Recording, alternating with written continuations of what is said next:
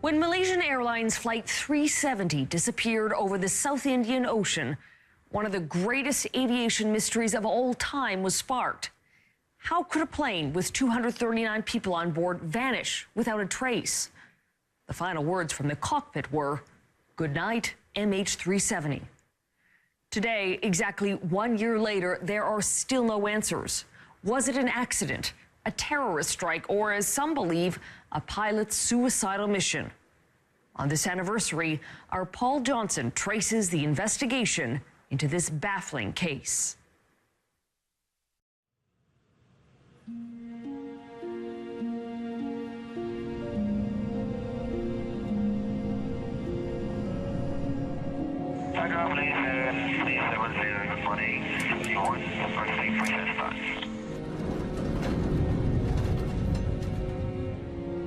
For the first 38 minutes, it was just another flight.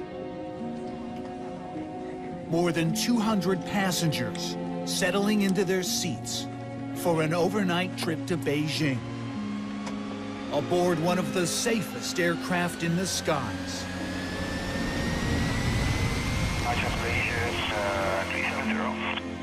Malaysia 370, selamat pagi. Identify climb time 180.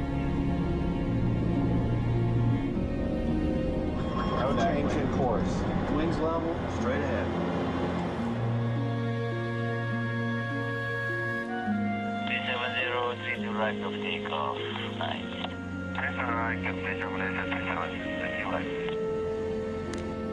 At 1:19 a.m., this routine message from the cockpit. Good night, Malaysia 370. It's the last the world would hear from Flight 370. But we're already up to 45 degrees. I'd say this is pretty steep. 2 minutes later, someone shuts down the plane's communication. 370 goes silent forever. There goes one engine. Left went first. The right went about a second later. A year later, even veteran pilots like Michael Exner are left shaking their heads. Is there any mystery that stacks up to MH370? Not that I'm aware of. There's still a lot of basic questions there to be answered. But most experts do agree on the flight's direction. The airplane headed off for Beijing, made a more or less a U-turn about 40 minutes into the flight, headed back over Malaysia, and then headed west-northwest for about half an hour before making a final turn to the south. And at that point, it appears to have flown about 5.5 hours, more or less due south into the southern Indian Ocean. Nothing more is known for sure. A full year has passed, and the questions continue to haunt family members and investigators. Were the passengers alive during those final hours?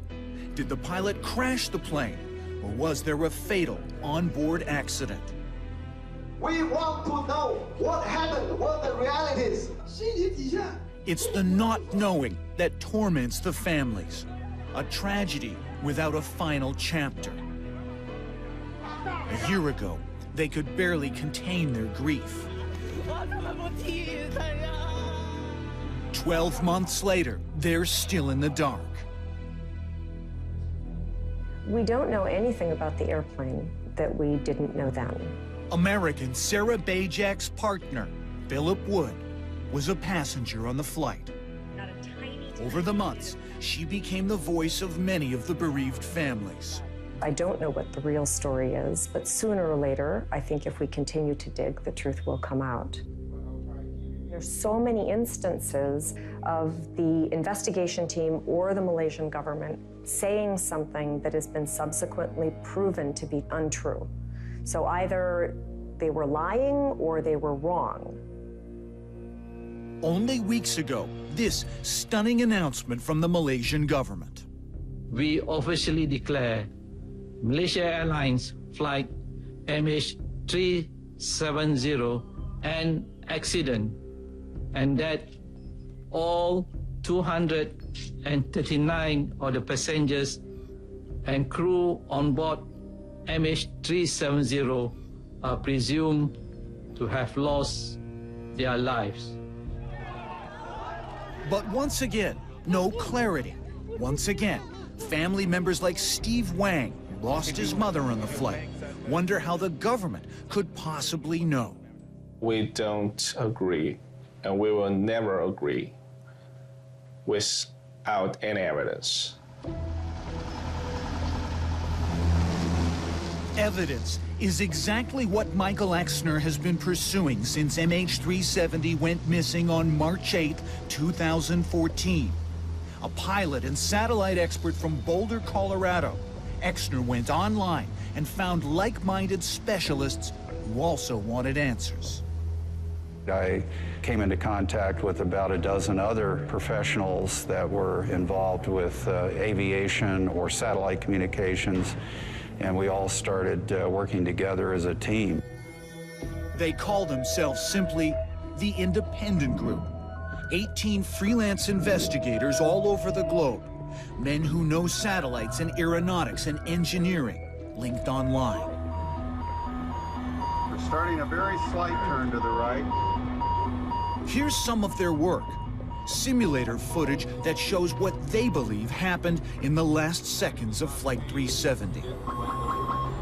Now we've lost our electrical power.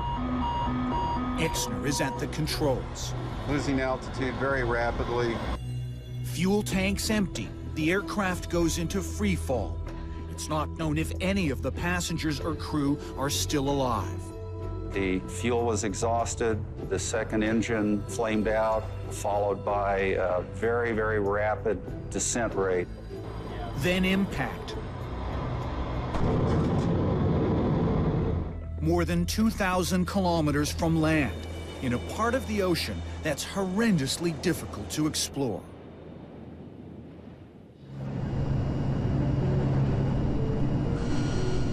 The year's search has been a litany of delays, false trails, and a poor flow of information. We are now pushing further east into the South China Sea.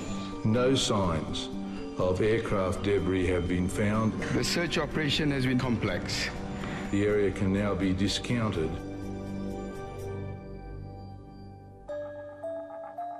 In the end, the Independent Group came up with what they believe is the precise spot, based on available data, where the plane crashed. They passed this information on to the Australian searchers, the ATSB, who later moved their ships and planes close to that very spot. 4 months after we published our initial results, the ATSB came around to pretty much the same conclusion. So another long delay, another shift in the search while the anxious families waited. And even at the new location, all those ships and planes couldn't find a single piece of debris from Flight 370. That lack of floating wreckage is one of the single biggest puzzles of the search. Exner won't speculate who or what may have taken the plane so far off course, but other experts do. This was a planned event. It was an intentional act.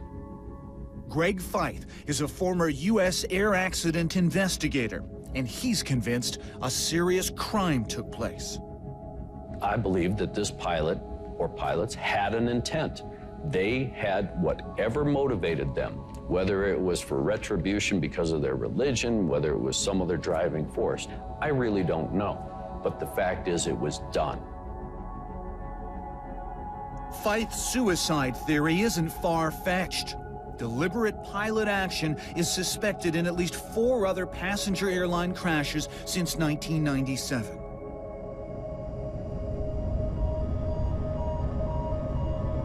But so far, there is no hard evidence against pilot Zahari Shah or co-pilot Farik Hamid.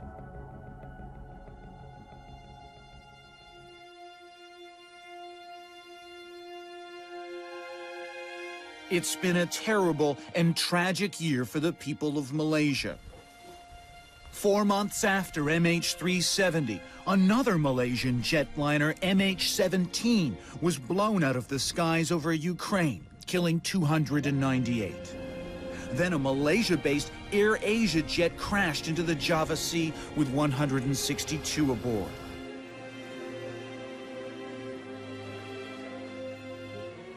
Behind the grief, there's also the worry that until the mystery of MH370 is solved, there will be nagging questions about the safety of the skies. One, as humans, we need that closure. We need accountability. We need to feel better about the fact that if there was a problem with the airplane, with the airline, with the crew, we need to know what the remedy is so it doesn't happen to anybody else, because that's our mission.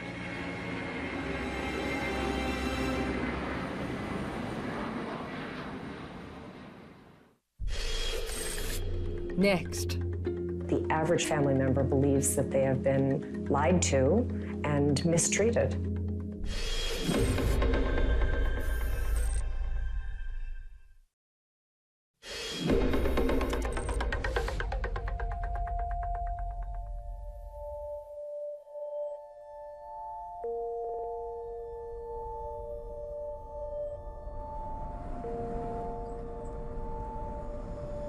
The search for Flight 370 has become a kind of grim intellectual pursuit for experts like Michael Exner, with numbers and maps and theories about where the plane might be.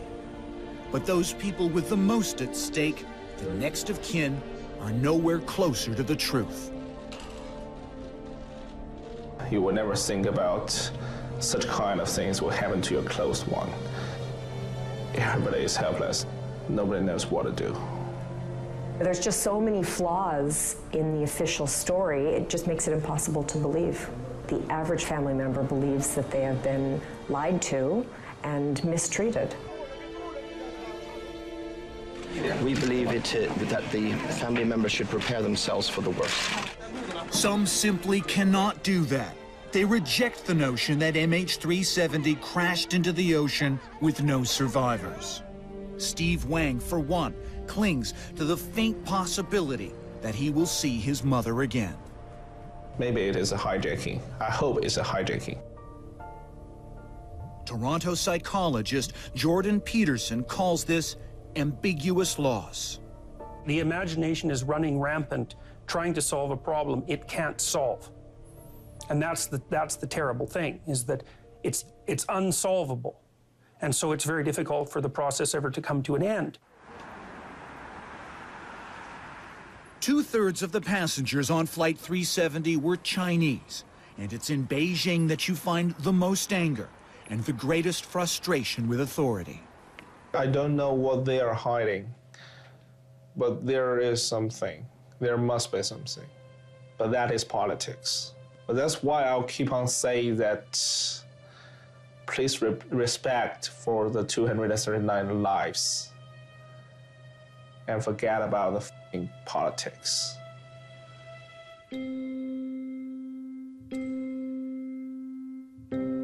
For all the families, it's been a year of emotional swings and false hopes. There were sightings of oil slicks and of suspicious debris that could have been, but weren't, parts of Flight 370. Searchers released maps of the ocean floor where the plane might have come down, but in the end, not even a scrap of metal was found. The reality that we must face and we now must accept. Instead of acceptance, however, official statements were met with skepticism. I don't know what the cover-up is for. It could just be that the Malaysian government is hiding its own incompetence and points of failure, and they're trying to save face in the world's eyes. That could be. It could be as simple as that. Or it could be more nefarious than that. Peterson says it's thoughts about the final moments of loved ones that are most troubling for families. It'd be thinking about whether they're burning, how terrified they were when the plane went down, for how long they knew, what they were doing in their last moments, what was running through their mind, what their regrets were, like the fact that they never got to say goodbye. And there's no body. And that's also extremely difficult for people to deal with.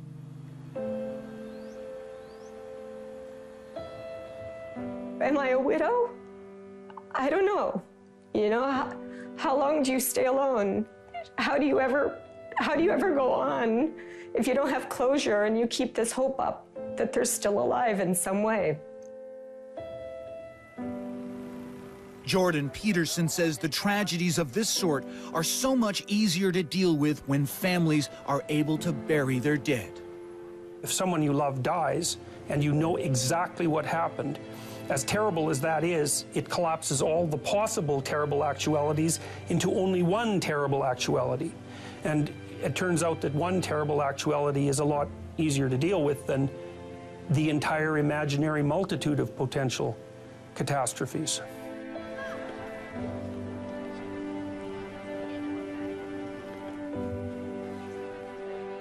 We never thought about this type of event happening where technically you could lose an airplane.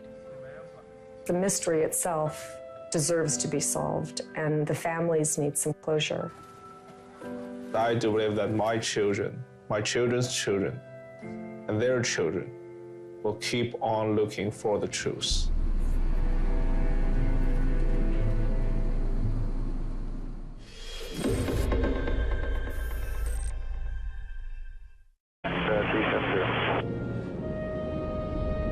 It's the last the world would hear from Flight 370.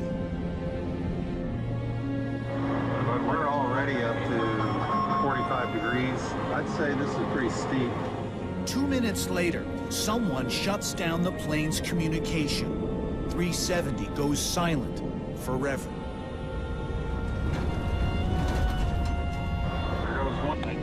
Identify climb sample 180.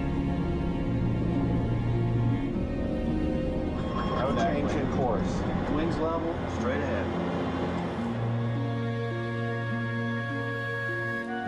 370, to right of takeoff. Nice.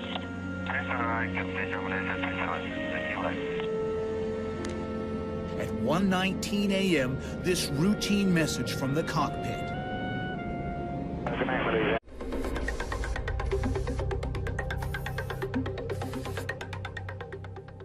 When Malaysian Airlines Flight 370 disappeared over the South Indian Ocean, one of the greatest aviation mysteries of all time was sparked. How could a plane with 239 people on board vanish without a trace? The final words from the cockpit were, "Good night, MH370." Today, exactly 1 year later, there are still no answers. Was it an accident, a terrorist strike, or, as some believe, a pilot's suicidal mission? On this anniversary, our Paul Johnson traces the investigation into this baffling case.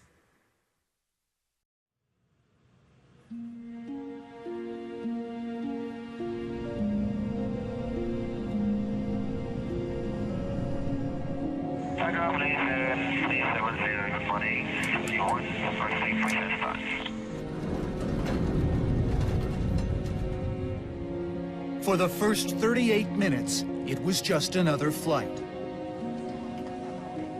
More than 200 passengers settling into their seats for an overnight trip to Beijing. Aboard one of the safest aircraft in the skies. Malaysian 370. Malaysian 370 is